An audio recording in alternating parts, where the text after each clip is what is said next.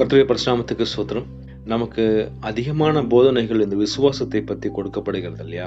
அதாவது ரொம்ப miss understood பண்ணப்பட்ட தவறாக போதிக்கப்பட்ட ஒரு சுவிசேஷம் என்னன்னா அந்த விசுவாசத்தை குறித்து தான்.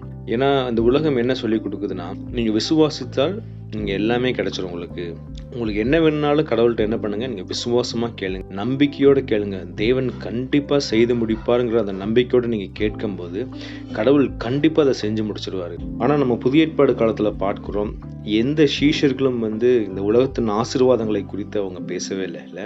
இந்த உலகத்துல அவங்க நினைச்சிருந்தா எவ்வளோ பெரிய வீடுகள் கட்டி எவ்வளோ ஒரு பணக்காரராக வாழ்ந்திருக்கலாம், தேவனுடைய வார்த்தையை சொல்லி அவங்க நிறைய பணம் சம்பாதிச்சிருக்கலாம். ஆனால் எல்லாருமே அவங்களுக்கு என்னன்னா, இந்த உலகத்தை விட்டு என்னைக்கு நம்ம சீக்கிரமாய் பரத்துக்கு போவோம், என்னைக்கு இயேசு கிறிஸ்துவ கூட இருப்போங்கிற அந்த ஆசை தான் இருந்தது. அதை குறித்து தான் அவங்க பேசி கொண்டிருந்தாங்க. அதனால நம்மளும் இந்த விசுவாசத்தோடு நம்ம என்ன கேட்கிறங்கிறது ரொம்ப முக்கியமான காரியம். விசுவாசத்தோட என்ன கேட்கணும்னு சொல்லி நம்ம வேதத்தை தியானிச்சா நமக்கு நிறைய ஒரு வெளிப்பாடுகள் கிடைக்கும். அதில் ஒரு முக்கியமான ஒரு வசனம் என்னன்னா, யாக்கோபு 1:5 நீங்க வாசிங்கன்னா, உங்களில் ஒருவன் ஞானத்தில் குறைவுள்ளவனாய் இருந்தால் யாவருக்கும் சம்பூர்ணமாய் கொடுக்கிறவரும் ஒருவரையும் கடிந்து கொள்ளாதமுடைய தேவனிடத்தில் கேட்க கடவன், அப்பொழுது அவனுக்கு கொடுக்கப்படும்.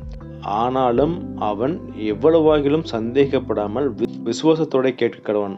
சந்தேகப்படுகிறவன் காற்றில் அடிபட்டு அலைகிற கடலின் அலைக்கு ஒப்பாயிருக்கிறான். கடவுள் என்ன சொல்றாரு? விசுவாசத்தோடு ஞானத்தை கேட்கணுமா? ஞானத்தை எதுக்கு கேட்கணும்? நம்ம நிறைய நேரம் என்ன பண்ணுறோம்னா, நம்ம இந்த உலகத்தின் ஆசீர்வாதங்களுக்காக, ஞானம் எனக்கு எது வேணும்னா, நான் இன்னைக்கு படிக்கணும், நான் வேலை செய்யணும், என் வேலையில் நான் ஞானவானாக இருக்கணும், என் படிப்பில் ஞானவானாக இருக்கணும் அப்படின்னு சொல்லி நம்ம அதை குறித்து தான் நம்ம விசுவாசத்தோட கேட்டுக்கொண்டிருக்கோம். ஆனால் இங்கே யாக்கோபு என்ன எழுதுறாருன்னா, நம்ம அந்த விசுவாசத்தில் நிற்கும் போது நமக்கு ஏற்படுகிற பரீட்சைகள் அநேகம். ஆபிரகாம் பார்க்கிறோம், ஆபிரகாம் விசுவாசத்தோடு என்ன பண்றாரு, தன்னுடைய ஊரை விட்டுட்டு தேவன் சொன்ன கானான் தேசத்துக்கு வர்றாரு. ஆனா அவருக்கு நிறைய பரீட்சைகள், ஒவ்வொரு இடத்துலயும் அவர் என்ன பண்றாரு, வின் பண்ணிக்கிட்டே வர்றாரு. ஆனா அந்த பரீட்சைகள்லாம் அவர் மேற்கொள்றதுக்கு அவருக்கு என்ன தேவைப்படுதுன்னா ஞானம் தான் தேவைப்படும். ஆனா சில டைம்ஸ் என்ன பண்றாரு, அந்த பரீட்சையில விழுந்து போறாரு. ஸோ நம்ம தேவனிடத்துல என்ன கேட்கணும்னா, நான் விசுவாசத்தோட தேவன் கொடுத்த ஒரு வாக்குத்தத்தத்தை நான் கிளைம் பண்ணிட்டு இருக்கேன். அந்த விசுவாச பிரயாணத்தில் எனக்கு நிறைய பாடுகள் வரலாம், பிரச்சனைகள் வரலாம். நான் சோர்ந்து போகாமல் பொறுமையோடு அதுக்கு நான் காத்திருக்கும் போது எனக்கு என்ன தேவை? ஞானம் தேவை. எதற்காகனா, அந்த பிரச்சனைகளை நான் மேற்கொள்றதுக்கு எனக்கு ஞானம் வேணும். அதற்காக தான் கடவுள்கிட்ட நம்ம விசுவாசித்து ஞானத்தை கேட்கணும். ஞானத்தை நம்ம எப்படி கேட்கணும்னா, சந்தேகப்படாமல் கேட்கணும்னு சொல்லி போட்டிருக்கு. நிறைய நேரம் என்னன்னா, நம்ம ஒரு பிரச்சனைகளை பார்த்துட்டு அந்த பிரச்சனையை விட தேவன் சிறியவர் அப்படின்னு நினச்சிட்டு நம்ம என்ன பண்ணுறோம், அந்த விசுவாச குறைச்சல் நமக்கு வந்துடுது. ஏன்னா நம்ம தேவன் மேலே சந்தேகப்பட ஆரம்பிச்சிடும். ஆபிரகாம் அப்படி தானே, சூழ்நிலைகள்லாம் பார்க்குறார்.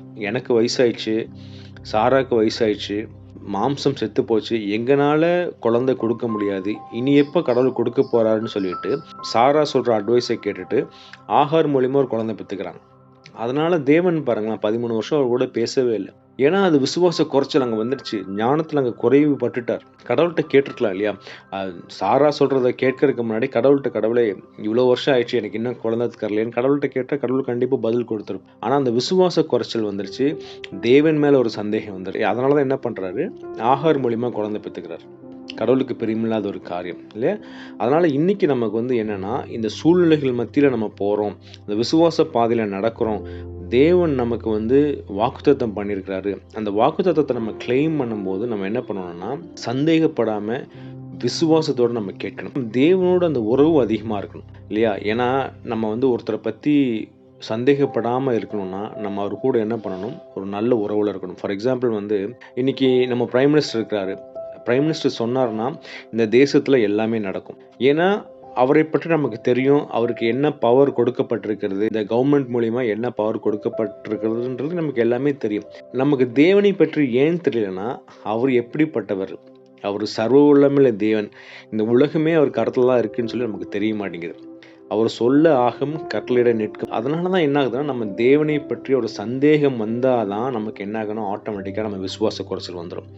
அதனால நம்ம கடவுள்கிட்ட ஞானத்தை கேட்போம். கடவுளே, நான் பாடுகள் மத்தியில் போகிறேன் இந்த விசுவாச பயணத்தில், அந்த பாடுகளை மேற்கொள்றதுக்கு எனக்கு ஞானத்தை கொடுங்க, அதை நான் சந்தேகப்படாமல் பெற்றுக்கொள்ள எனக்கு கிருபை தாங்க கடவுளேன்னு கேட்கும்போது அந்த விசுவாசம் நமக்கு வேணும். அந்த விசுவாசம் எப்படி வரும்னா கேள்வியினால தான் வரும். வசனம் அதானே போட்டிருக்கு, கேள்வியினால் விசுவாசம் வரும். கேள்வினா என்னன்னா, நம்ம தேவனுடைய வார்த்தை அதிகமாக கேட்கணும், வேதத்தை அதிகமாக தியானிக்கணும். கடவுளை பற்றி நம்ம எங்கே கற்றுக்க முடியும்? வேதத்தில் தான் கற்றுக்க முடியும். வேதத்தை நம்ம தியானிக்க கடவுள் எவ்வளோ மகத்துவம் உள்ளவர், எப்படி மக்களை ரட்சித்தார், எப்படி ஒவ்வொருத்தருக்காகவும் கடவுள் இறங்கி வந்து தன் உயிரையே கொடுத்தார் அப்படிங்கிறது நம்ம நிறைய வேதத்தை தியானிக்கும் போது தான் தெரியும். ஆட்டோமேட்டிக்காக அப்போ என்னாக நமக்கு விசுவாசம் பெருக ஆரம்பிச்சிடும். இல்லை, நம்ம விசுவாச குறைச்சல் இருந்து நம்ம விசுவாச பெருகளுக்குள்ள போகும்போது ஆட்டோமேட்டிக்காக அந்த சந்தேகம்லாம் வராது. நம்ம ஒருத்தரை நல்லா பழகிட்டோன்னு வச்சுங்களேன், அவரை பற்றி நல்லா தெரிஞ்சிட்டோம்னா, அவரை பற்றி ஒரு தவறான காரியங்கள் சொன்னாலும் அவரெல்லாம் அப்படி இல்லைங்க, அவர் இந்த மாதிரி செஞ்சிருக்க சான்ஸே இல்லை அப்படின்னு நம்ம சொல்லுவோம்ல, அதே மாதிரி தான் நம்ம கடவுளோடு நம்ம உறவாடிட்டோம்னா, கடவுளோடு ஒரு ஐக்கியத்தில் இருந்தோம்னா கண்டிப்பாக நமக்கு அந்த சந்தேகம் வராது. ஏன்னா வாக்குரைத்த தேவன் மாறாதவர். அதனால் இன்னைக்கு எந்த சந்தேகம் வந்தாலும் நம்ம கடவுள்கிட்ட ஞானத்தை கேட்போம்.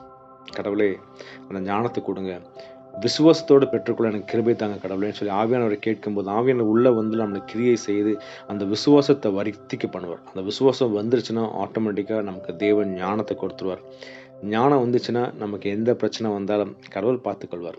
அவர் இருக்காருங்க, நான் எதை குறித்தும் கவலைப்பட மாட்டேன்னு சொல்லி தைரியத்தோடு இருப்போம். அதனால் இன்னைக்கு நம்ம தேவனிடத்தில் விசுவாசத்தை வர்த்திக்க பண்ணுறதுக்காக கடவுள்கிட்ட ஜெபிப்போம், நிறைய வசனங்கள் கேட்போம், நிறைய வேதங்கள் தியானிப்போம், கடவுளோடு உறவாடுவோம். கர்த்தர் நம்மை ஆசீர்வதிப்பாராக. ஆமென்.